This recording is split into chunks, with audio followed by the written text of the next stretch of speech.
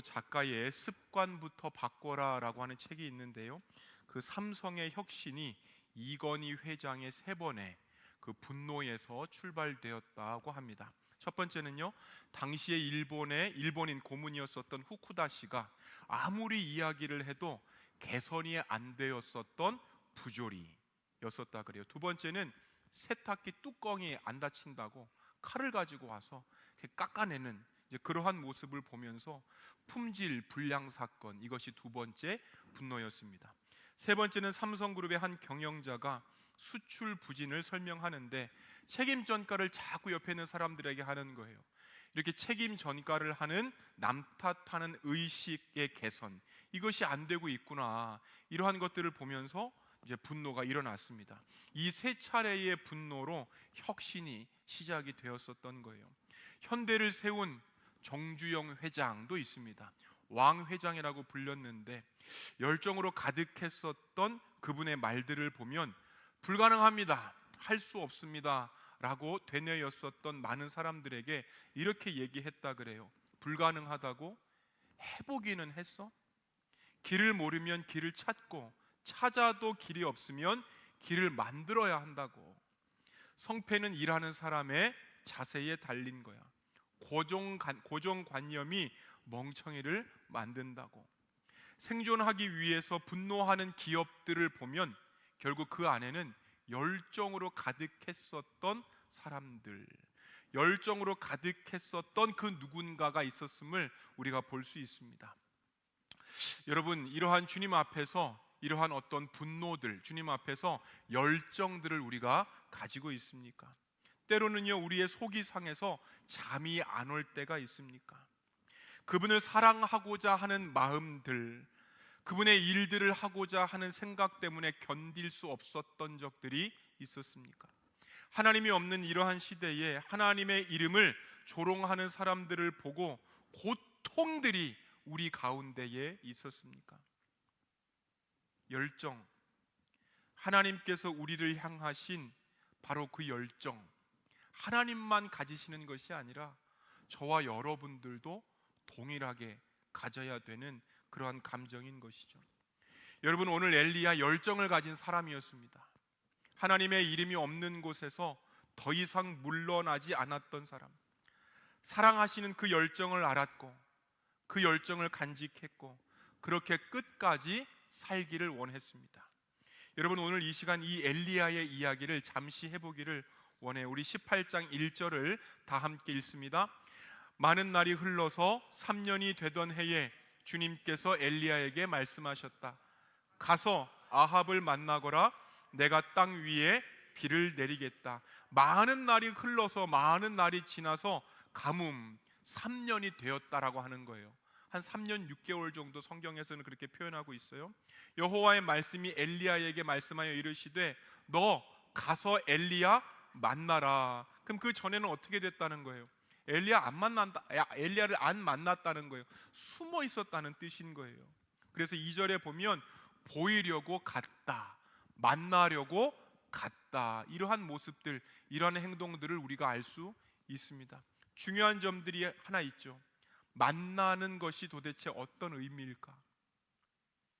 엘리야가 아합을 만나고자 하는 그것, 의미가 무엇일까?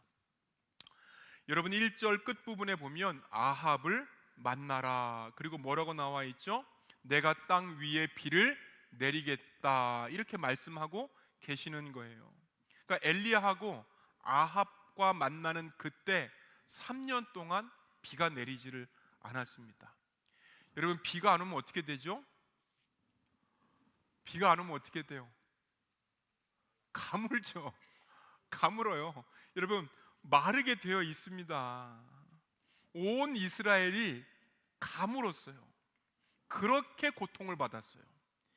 가뭄의 어떠한 의미가 당시에 있었을까요? 여러분, 시대의 특징들을 알아야 됩니다. 순종하지 않고 하나님을 찾지 않으면 주변 국가에서 침략하는 거예요. 그 침략들이 힘들어서 하나님을 찾으면 하나님은 사사로 불리우는 사람들을 다시 세워서 그 힘든 것들을 극복하게 합니다. 무슨 시대예요? 이거 사사시대란 말이에요. 사사시대. 그 사사시대와 얼마 남지 않은, 얼마 떨어지지 않은 사사시대의 바로 뒷시대에 일어났던 것이 오늘 왕정시대의 이야기입니다. 여러분, 비가 안 와서 가뭄이 있고 가뭄이 있어서 고통스러우면 사사시대 때 했던 것과 같이 하나님 찾으라는 거예요. 사사시대 때에 하나님을 찾았었던 것과 같이 그렇게 행동하라는 거예요. 그런데 엘리야가 아합을 만나러 갔다. 그 만나기 전까지 어떤 일이 있었다고요? 숨어 지냈었던 거예요. 하나님을 찾지 못하도록, 말씀을 듣지 못하도록 하나님께서 선지자를 숨겨버리세요. 무슨 뜻이에요? 고통 겪으라고 하는 거예요. 가뭄을 겪으라는 거예요. 힘들어 죽겠죠? 그거 겪으라는 거예요. 선지자가 대중 앞에 나가지 않았었던 시간, 말씀을 들을 수 없었고 가뭄의 고통을 계속 겪을 수밖에 없는 그러한 3년이었습니다.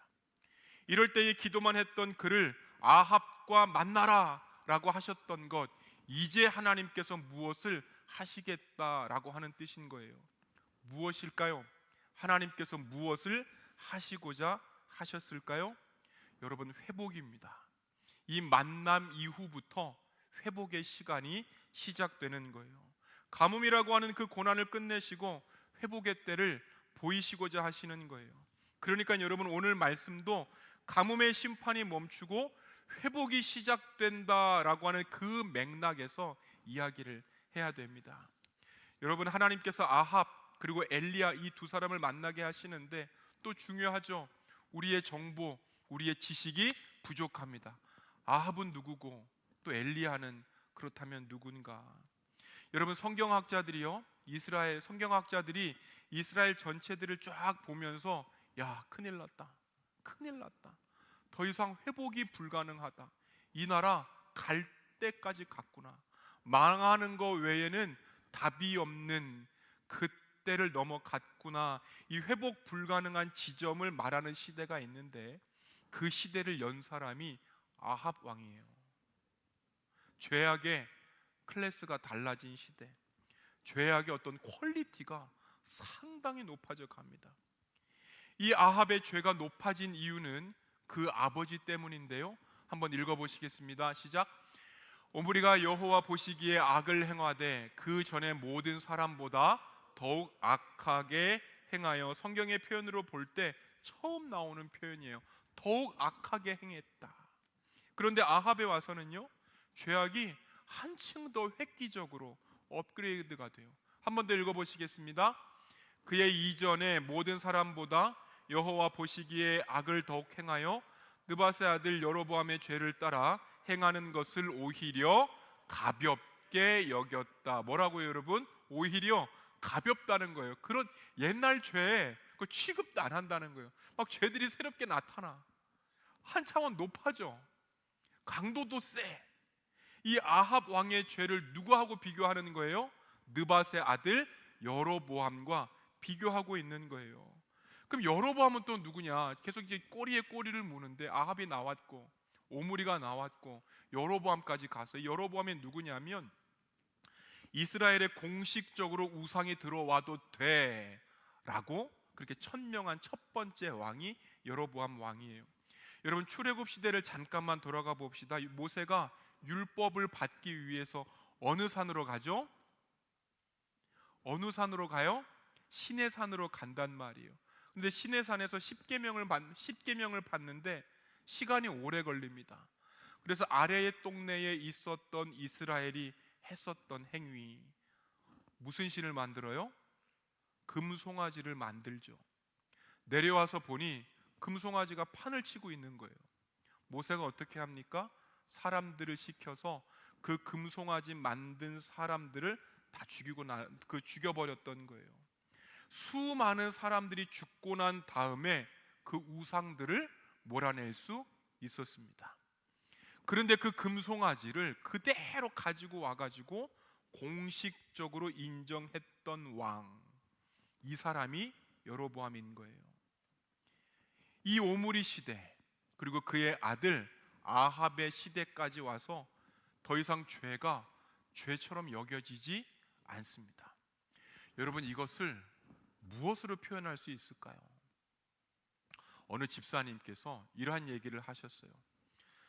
자신의 고등학교 시절에 친구들이 학교에 뭘 가지고 오냐면 빨간 잡지를 가지고 오더랍니다. 그 빨간 잡지를 제가 또 설명해야 되나요? 어쩜 이렇게 잘 알죠? 빨간 잡지를 갖고 온 거예요. 빨간 잡지를 학교에 가지고 와서 이렇게 배포하는 거예요. 그때 본인도 그 잡지가 너무나도 보고 싶은데 용기가 나지를 않았어요. 그래서 간 곳이 어디냐? 그 서울의 종로에 가면 세운상가라고 있는데 그 빨간 잡지하고 빨간 테이프를 파는 그러한 것입니다.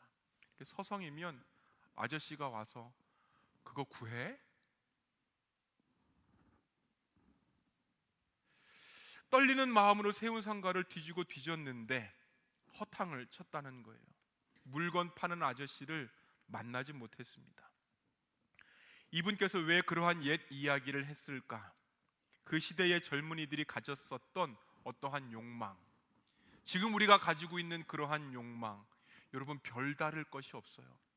옛날에는요, 그것을 이루는 것이 쉽지가 않았습니다. 지금은 어때요? 세운상가에 갈 필요가 없습니다. 핸드폰 몇 번 클릭하면 다 뜨게 되어 있는 거예요. 그 옛날 그렇게 구하기 힘들었던 물건을 얼마든지 손에서 쉽게 구할 수 있습니다. 시대의 차원이 달라도 너무나도 달라진 거예요. 이 죄악의 수준, 이러한 죄악의 수준들이 달라진 이유가 있죠. 여러분, 아합, 시돈 왕이었던 엣바할의 딸 이세벨과 결혼을 하는데, 이 엣바할이 누구냐? 바알과 함께라고 했었던 바알신 제사장이었어요. 성경에는 이렇게 결혼하고 난 다음에 아합 왕이 바알을 섬겨서 예배했다라고 기록하고 있습니다. 여러분, 왜 그렇게 예배를 했을까요? 지도 한번 보실까요? 저기 보시면 베이루트, 혹시 보이시나요? 베이루트. 한 5년 전에 저 베이루트에서 무슨 일들이 일어났었죠. 무슨 일들이에요? 아주 폭삭 터져버렸잖아요. 예, 그 일들인 거죠. 베이루트인 거예요. 거기에서 얼마 떨어지지 않은 곳 시돈이 그 아래에 있네요. 그리고 또 그 아래에 티레라고 해서 두로 지역입니다. 자연 항구예요. 인위적으로 사람들이 만들지 않아도 배들이 드나들 수 있었던 그런 자연적인 항구였었어요. 여러분, 이 항구가 있어야 지중해 무역을 할 수 있었던 거예요. 이것 때문에 아합 왕은 이세벨과 정략적으로 결혼을 하고 여호와 신앙을 버리게 됩니다. 여러분, 한마디로 축약하기가 어려운 건 사실인데 돈 때문에 신앙 버린 거예요. 그렇다면 아합을 만나려고 했었던 엘리야, 이분의 소개를 한번 보시겠습니다. 다 함께 읽어보실게요. 길르앗의 디셉에 사는 디셉 사람 엘리야가 아합에게 말하였다. 내가 섬기는 주 이스라엘의 하나님께서 살아계심을 두고 맹세합니다. 내가 다시 입을 열기까지 앞으로 몇 해 동안은 비는커녕 이슬 한 방울도 내리지 않을 것입니다. 길르앗의 디셉에 사는 디셉 사람 엘리야, 이게 끝인 거예요. 뭐 더 이상 부연 설명이 하나도 없습니다. 평범해요. 야고보서에서 하나가 더 나오는데 이 엘리야는 우리와 성정이 같다, 이 한 줄 딱 등장하는 것 외에는 괄목할 만한 게 하나도 없습니다. 성정이 같다, 무슨 뜻이에요? 똑같다는 거예요. 본성도 같고 본능적이다. 나 보는 거하고 엘리야 보는 거하고 별반 다르지 않습니다. 그런데 그는 준비가 되었었던 거예요. 하나님의 대책이었었고 당시의 주님의 방법이었습니다. 여러분, 사람들은요 더 좋은 수단을 찾아요. 여러분, 사람들은요 더 좋은 방법을 찾아요. 그런데 하나님은 더 좋은, 더 순종할 수 있는 그 사람을 찾으시는 거예요. 우리와 다르지 않았었던 엘리야, 그가 했었던 일들이 무엇이었을까요? 비가 오지 않도록 3년 동안 기도했던 거예요. 여러분, 3년간 비가 안 오면 다 죽게 되는 킬링필드가 되는 겁니다. 여러분, 종종 TV를 보면 몇몇 아프리카 나라들을 볼 수가 있어요. 다 말랐고 다 쩍쩍 갈라졌고 이글거리는 그런 더위 속에서 숨조차 쉴 수 없고 그늘조차 말라버린 곳, 그 동물의 뼈하고 그 큰 이렇게 배를 가진 그러한 그 아이들을 함께 보여주는 것, 아마 기억이 나실 거예요. 이러한 현상들이 이스라엘 안에도 있었습니다. 그런데 명령을 따라서 이 끔찍한 현상들이 계속해서 진행이 되도록 엘리야는 기도했다는 거예요. 왜요? 이스라엘이 지독한 우상 숭배에 빠져서 헤어나오지를 못했습니다. 하나님으로부터 매를 맞더라도 돌아올 건 돌아와야 된다. 범죄하는 나라에 풍요와 혜택, 풍요와 윤택함이 있다면 그것은 축복이 아니라 가장된 범죄, 가장된 저주임을 알고, 그렇기에 하나님께서 시키신 대로 비가 오지 않는 고통을 주어서라도 하나님, 이 이스라엘들 버리지 마십시오, 이렇게 기도했었던 거예요. 여러분, 마냥 잘 되는 것이 그러고 보면 축복이 아닐 때가 많이 있습니다. 또 보면 고생과 환난이 반드시 저주가 아닐 때도 있는 거예요. 그래서 무엇이 저주인지 무엇이 축복인지 이러한 것들을 분별할 수 있는 사람, 바로 엘리야였어요. 이렇게 전혀 다른 두 사람, 아합과 엘리야가 대면을 하고, 그 대면에서 아합이 엘리야에게 이야기합니다. 이스라엘을 너가 괴롭히는구나. 무슨 뜻이었을까요? 너 꼴 보기 싫다, 이렇게 얘기하고 있는 거예요.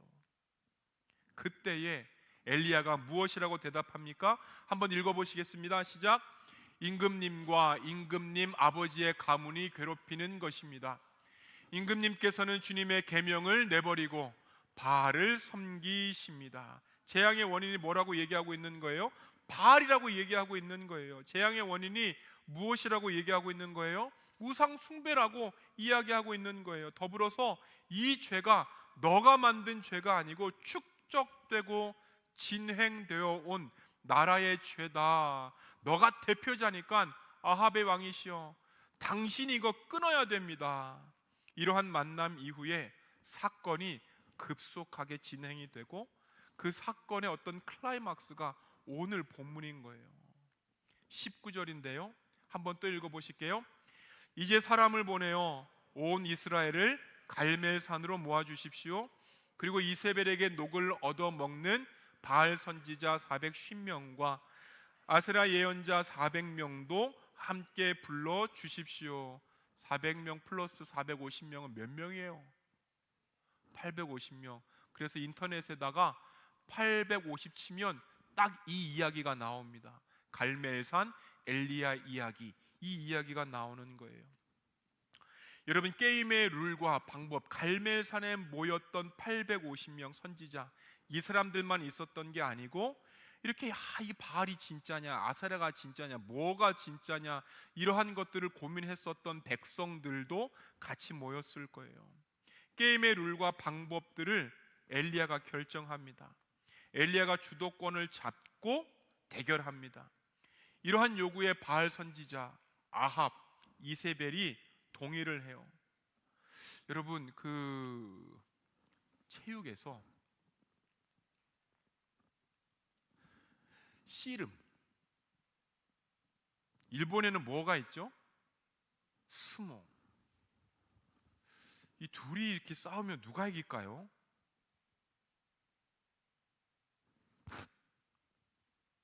둘이 싸우면 누가 이겨요? 씨름이 이겨요? 그러니까 씨름의 방식으로 하면 씨름이 이기는 거예요. 스모의 방식으로 하면 스모가 이기는 거예요. 그러니까 스모의 방식으로 하면 뭐 이렇게 아무리 뭐 씨름이 잘해도 이길 방법이 없다는 거예요. 그러니까 여러분, 그 둘 다 비교가 불가능한 영역들, 이 두 영역들을 이렇게 싸우고 있는 거예요. 그런데 여러분, 엘리야의 요구를 들을 필요도 없고 엘리야의 방법을 따를 필요도 없는데 아합이 850명을 갈멜산에 보내줍니다. 왜요? 왜 보내주는 거예요? 상대가 안 된다고 생각했기 때문에 보내준 거예요. 당연히 우리가 이긴다, 쪽수가 우리가 더 많다, 무조건 이긴다라고 생각했었던 거예요. 그렇게 아합이, 그렇게 이세벨이 850명의 사람들을 다 모아주게 됩니다. 어디로 모았던 거예요? 어디로 모았어요? 어디로 모았어요? 그래, 갈멜산으로 모았잖아요. 그리스가 왜 나왔어 지금? 갈멜산으로 모은 거예요. 갈멜산으로. 엘리야가 장소를 갈멜산으로 정해줬습니다. 갈멜산 한번 보실까요? 왜 이 도대체 갈멜산이었을까? 시돈 저 위에 있고 갈멜산이 있고 그리시네가 있고, 자 이제 그 엘리야께서 움직이셨던 그러한 동선을 보여주는 지도죠. 저 갈멜산이 당시의 우상 숭배의 본거지였습니다. 이 산의 위치가 굉장히 절묘해요. 지중해, 그러니까 왼쪽에 저기 지중해예요. 지중해에서 바람이 이렇게 불면 구름이 모여들고 쌓이는 거예요. 이 구름이 모여들고 쌓이는 것, 그 구름이 제일 먼저 걸리는 곳, 보통 어디예요? 산이란 말이에요. 산. 그러니까 대구에 와가지고 이 눈 보기가 굉장히 힘들었는데 조금 운전을 해가지고 팔공산 근처에 나가고 앞산 근처에 나가니까 눈이 보이는 거예요. 서울 지방에는 그렇게 눈이 많이 왔다고 했는데 어떻게 이 대구는 눈이 없어도 이렇게 없을까? 그 아들이 눈을 보고 싶다 그래서 그 팔공산 조금 가는데 30cm가 넘게 쌓여져 있는 거예요. 여러분, 무엇을 의미하고 있는 거예요? 눈이 산을 못 넘고 있는 거예요. 이 지역이 딱 그래요. 갈멜산, 이 비가 산을 못 넘고 있는 지역. 그러면 이 산에 비가 많이 내리겠죠. 비옥하다는 뜻이에요. 비옥하다는 뜻. 이 바알의 뜻, 똥파리인데, 바알의 뜻이 똥파리인데 바알의 다른 뜻이 뭐냐면 비의 신이에요. 이 비옥한 곳에 바알이 힘을 발휘하고 바알의 영역입니다 라고 나타내는 곳이 갈멜산입니다. 여기에서 한판 붙자는 거예요. 우리 21절과 22절을 함께 읽어보시겠습니다. 그러자 엘리야가 그 모든 백성 앞에 나서서 이렇게 말하였다. 여러분은 언제까지 양쪽에 다리를 걸치고 머뭇거리고 있을 것입니까? 주님이 하나님이시면 주님을 따르고 바알이 하나님이면 그를 따르십시오. 그러나 백성들은 한마디도 그에게 대답하지 못하였다. 그래서 엘리야는 백성들에게 다시 이렇게 말하였다. 주님의 예언자라고는 나만 홀로 남았습니다. 그런데 바알의 예언자는 410명이나 됩니다. 많은 사람들이 몰려들었을 때에 엘리야가 이야기해요. 머뭇거리지 말라고. 많은 사람들이 모였을 때 엘리야가 질문하는 거예요. 가장 성경에서 중요한 한 단어를 꼽으라면 바로 이 단어인 거예요. 머뭇거리지 말아라. 하나님 앞에서 결단 좀 해라. 이런 얘기인 거예요. 하나님이 왕이시라고 결단해라. 이 머뭇한다는 말 무슨 뜻인 거예요? 여호와 하나님 이쪽에 있고 우상이 또 이쪽에 있고 여기에서 왔다 갔다 하는 표현이 바로 머뭇거리는 표현인 거예요. 파사흐라고 하는 그 히브리 말, 발을 절다는 뜻인 거예요. 발을 저는 것 같은 그 동작, 뒤뚱뒤뚱하는 비틀비틀하는 그러한 모습, 취한 자처럼 갈지자를 그으면서 갈피를 못 잡는 인생들에게 엘리야가 이야기하죠. 정해라, 정해라. 언제까지 그렇게 양다리 할 거냐? 주님이 하나님이면 하나님 따르면 된다. 바알이 하나님이면 그거 따라가면 된다. 답하십시오 라고 엘리야가 이야기하는데 백성들이 답을 할 수가 없습니다. 여러분, 쉬운 답이잖아요. 우리들에게는 너무나도 쉬운 답인데 그때 당시에 그 사람들은 답을 할 수가 없었던 거예요. 여러분, 하지 못했습니다. 왜 그렇죠? 머뭇거리는 상태이니까 못하는 거예요.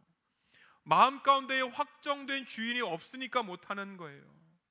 이렇게 대답을 하지 못하는 게 우상 숭배자들의 특징이기도 하면서 우상들의 특징이기도 해요. 한 번 더 말씀을 보십시다. 한낮이 지나서 저녁 제사를 드릴 시간이 될 때까지 그들이 누구죠? 바알 아세라 선지자들이에요. 그들은 미친 듯이 날뛰었다. 그러나 아무런 소리도 없었고 아무런 대답도 없고 아무런 기척도 없었다. 백성들도 답이 없고 그렇게 섬겼던 우상들도 답이 없고. 왜요? 존재하지 않으니까. 왜요? 실체가 없으니까. 왜요? 자기들이 만들었으니까. 그런데도 허상에 붙들려서 머뭇머뭇 절뚝거리고 있는 거예요.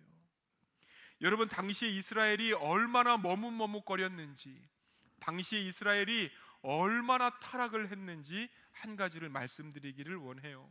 우리 열왕기상 16장 34절인데요 또 읽어보시겠습니다. 아합 시대에 베델 사람 히엘이 여리고를 건축하였다. 주님께서 눈의 아들 여호수아를 시켜서 하신 주님의 말씀대로 그는 그 성의 기초를 놓으면서는 그의 맏아들 아비람을 잃었고 성문을 달면서는 그의 막내 아들 수굽을 잃었다. 지금 뭐 짓겠다는 거죠? 무슨 성 짓겠다는 거예요? 여리고성 짓겠다는 거예요. 여리고성 무너졌잖아요. 무너졌죠? 지금 또 짓는 거 보여주고 있는 거예요. 그럼 이 여리고성 주변에 있었던 그 어떤 이야기들이 있었냐면 하나님께서 여호수아를 통해서 가나안 땅의 첫 번째 성 여리고를 무너뜨리셨단 말이에요. 그리고 저주하세요. 한 번 더 보실까요? 저게 여리고성인데 저거 다시 짓지 말아라. 저거 다시 짓지 마. 이 얘기 하시는 거예요. 말씀을 읽어보시겠습니다. 이 여리고성을 일으켜 다시 세우겠다고 하는 자는 주님 앞에서 저주를 받을 것이다. 성벽 기초를 놓는 자는 맏아들을 잃을 것이요 성문을 다는 자는 막내 아들을 잃을 것이다. 이 말씀 때문에 인구가 늘어나도 성을 다시 세우지 않습니다. 만들면 첫째 아들, 막내 아들을 잃는다는 것도 알고 있었습니다. 첫째 아들 잃고 막내 아들 잃는다는 건 무슨 뜻이에요? 대표성, 너희 가문 끝내겠다는 뜻인 거예요. 다 죽는다. 하나님께서 반드시 그 가문 죽이시겠다. 여리고성 지어서 하나님께 도전하지 마, 이 뜻인 거예요. 그렇기 때문에 아무도 여리고를 세울 엄두를 내지 못하고 있는데 북이스라엘이 아무리 타락하고 어긋날 때라도 여리고성만큼은 건들지 않았는데 이 아합 시대에 와서 두려움이 사라져버리는 거예요. 히엘이라고 부르는 자가 여리고성을 다시 쌓습니다. 성터를 쌓을 때 첫째 아들을 잃어요. 그렇다면 중단했어야죠. 둘째 아들이 죽어요. 그만했었어야죠. 셋째 아들이 죽고 막내 아들도 죽어나가는데 고집을 굽히지 않습니다. 여러분, 그가 성을 혼자 쌓을 수 있었을까요? 분명히 부추기는 사람들도 있었을 거예요. 여러분, 이게 당시의 자화상이에요. 죄를 집단적으로 부추기는 사회. 죄가 아니라고 옆에서 이야기해주는 사회인 거예요. 굽히지 않는 죄의 욕망, 고집들, 아집들, 더 이상 죄가 죄로 여기지 않는 그러한 시대. 가장 무서운 사람, 여러분, 돌이키지 않는 사람입니다. 말씀의 권위에 굽혀지지 않는 사람들인 거예요. 자신의 소신, 똥꼬집들 끝까지 밀고 가는 그 시대, 그 사람들. 당시에는 그런 사람들로 넘쳐났습니다. 그런 시대에 홀로 남은 엘리야가 850대 1로 붙어서 영적인 전쟁을 치르게 됩니다. 그들에게 무엇을 요구합니까? 읽어보십시다. 엘리야가 온 백성들에게 가까이 오라고 하였다. 백성들이 가까이 오니 그는 무너진 주님의 제단을 고쳐 쌓았다. 무너진 주님의 제단, 예배하는 그러한 공간을 다시 쌓았다 이야기하죠. 가까이 오십시오 이스라엘 백성들, 와서 제단을 쌓으십시다. 그런데 무너져 있었어요. 방관되었어요. 사용 안 한지, 예배를 안 드린 지 너무 오래됐다는 뜻인 거예요. 아예 무너져 있었어요. 여러분, 제단이 무너져 있었다는 것, 지금 말로 하면 뭘까요? 교회가 무너졌다는 뜻인 거예요. 예배도 안 드리고 하나님을 잃어버렸고, 그 정도로 하나님을 향한 말씀과 경배, 이러한 모든 것들이 멈추어져 버린 시대였습니다. 사랑하는 여러분, 저는 이 오늘 말씀을 들으면서 저와 여러분들이 이 시대와 얼마나 다를까, 분명히 달라야 되는데 얼마나 다를까, 이런 생각을 한번 해보게 돼요. 믿는 자들의 기본 신앙, 예배, 말씀, 묵상을 절대 벗어날 수 없습니다. 벗어날 수 없어요. 근데 말씀을 읽는 것이 어렵대요. 쉽게 놔버려요. 심지어 성경도 없어요. 예배를 드리는데 늦는 것 일상이에요. 앉았다 일어났다, 아유 목사님 그만 시켜요. 나의 감성에 맞지 않으면 뭔가 부족함을 자꾸 느낀다는 거예요. 여러분 생각해봐요. 우리가 예배자인가 아니면 종교인들인가? 마을장과 샘 여러분들 새겨드렸으면 좋겠어요. 저와 여러분들이 청년부의 얼굴이고 영적인 지표가 되는 거예요. 여러분들을 보고 나머지 청년들이 신앙을 따라하게 되어 있습니다. 성경을 읽읍시다, 밑줄을 그읍시다, 이렇게 하는 것들이 너무나도 당연한데, 말씀 한 구절 더 읽어보실까요? 이스라엘 자손은 주님과 맺은 언약을 버리고 주님의 제단을 헐었으며 주님의 예언자들을 칼로 쳐서 죽였습니다.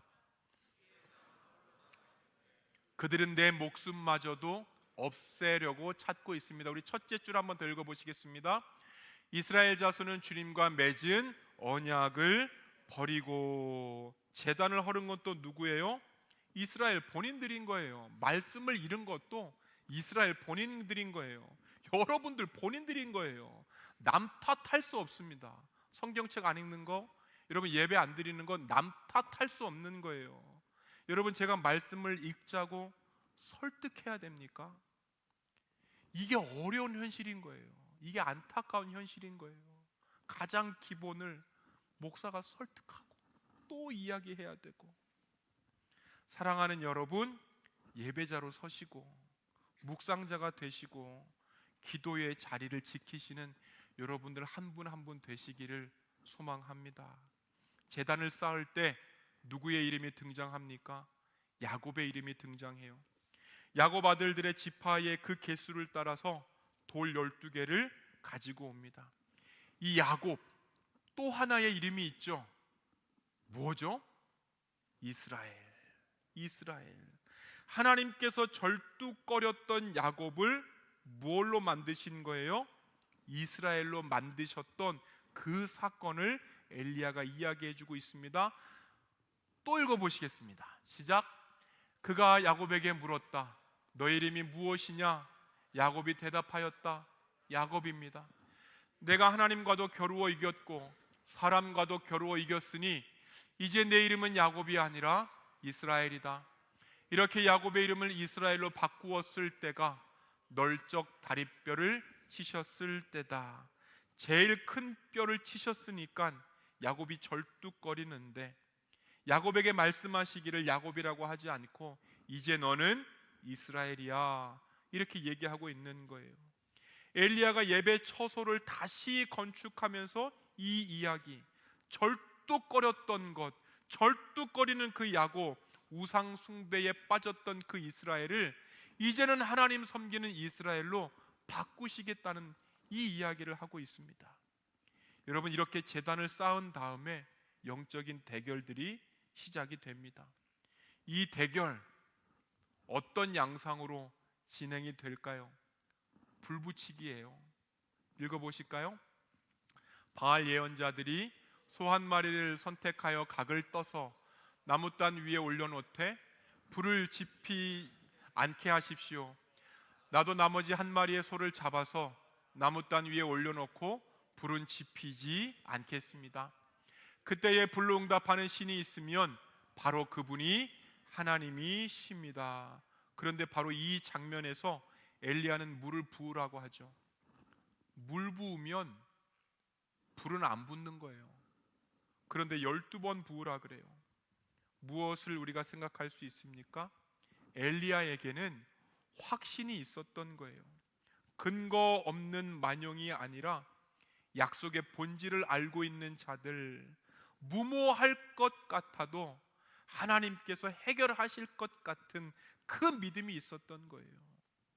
여러분, 아무리 영적으로 말라버린 상황이라 할지라도, 세상의 물에 흠뻑 젖어 있는 영혼이라도 하나님께서 회복시키실 수 있다, 이것 믿었던 거예요. 이러한 확신을 가지고 고백을 했고 하나님께서 일하실 수 있도록 그의 믿음을 선포합니다. 그렇게 두 가지를 기도해요. 하나님, 이 땅의 백성들이 여호와가 참 하나님이심을 알게 하여 주옵소서. 하나님, 내가 하나님의 종임을 알게 하여 주옵소서. 이러한 모든 것들을 통틀으면 하나님, 이 이스라엘이 하나님께로 돌아오게 하여 주옵소서. 엘리야가 원했던 것 이것뿐이에요. 하나님께서 원하셨던 것이 이것뿐이에요. 하나님께서 그들의 마음을 다스리시는 것, 백성들이 한 마음으로 하나님의 통치를 환영하는 것, 이게 하나님의 뜻인 거예요. 이스라엘 온 집이 정령할지니 너희가 십자가에 못 박은 이 예수를 하나님이 주와 그리스도가 되게 하셨느니라. 우리가 하나님의 백성이라면 두 가지를 고백할 수 있어야 됩니다. 첫 번째는요, 예수님이 그리스도라고 하는 그 사실인 거예요. 하나님께서 이거 원하시는 거예요. 두 번째는요, 예수님께서 하나님의 아들이시라고 하는 것, 그리스도이시라는 것, 이거 외에 그분께서 여러분들의 주인이냐는 거예요. 내 삶의 주인이냐는 것, 여기까지 원하시는 거예요. 엘리야의 마음에 불타고 있었던 그 소원 한 가지, 다시 기초로 돌아갑시다. 하나님께서 나의 하나님이 되신다는 그 사실, 처음 믿었을 때의 그 사실로 돌아갑시다. 이것이 그의 기도 제목이었습니다. 이러한 선명한 초점을 가졌고 기도했고 고백했을 때 하나님의 마음에 불이 일어났습니다. 갈멜산에도 불이 일어났었던 거예요. 엘리야의 기도를 보면서 질문하지 않을 수 없는 한 가지가 있죠. 믿는 자들로서의 여러분들의 기도 제목은 어떤 제목들이 있습니까? 믿는 자들로서의 여러분들의 소망은 어떤 소망이 있습니까? 주님, 나는 진심으로 주님 당신의 통치를 받기 원합니다. 주님, 나는 진심으로 주님 당신이 필요합니다. 이러한 고백들이 넘쳐났으면 좋겠습니다. 아합, 엘리야, 바알 선지자들과의 대결, 여러분, 제가 장황하게 설명했지만 주제는 한 가지인 거예요. 엘리야가 가뭄이 지속되도록 기도했던 그 한 가지 이유, 아합과 엘리야가 마주했던 그 이유, 엘리야와 바알 선지자들이 마주했었던 그 이유, 그 모든 이유는 신앙의 진심을 찾고 회복하라는 거예요. 결단의 순간까지도 머뭇거리고 있는 그 신앙에서 제발 벗어나라고 하는 거예요. 오직 여호와만이 하나님이십니다 라고 당당하게 고백할 수 있고 선택할 수 있는 저와 여러분들 모두가 되기를 소망합니다. 다양한 가치관과 신념 사이에서 계속해서 갈등하게 만드는 이러한 세상 속에서 때로는 머뭇거릴 수 있지만 그럼에도 불구하고 담대하게 고백하고, 그럼에도 불구하고 결단하고, 그럼에도 불구하고 기도의 자리에 나아가시는 여러분들 한 분 한 분 되시기를 소망합니다. 말씀을 읽겠습니다. 그러므로 자녀된 이 여러분, 그리스도 안에 머물러 있으십시오. 그렇게 해야 그가 나타나실 때에 우리가 담대함을 가지게 될 것이며, 그가 오실 때에 그 앞에서 부끄러움을 당하지 않을 것입니다. 아멘. 기도하시겠습니다. 사랑의 하나님,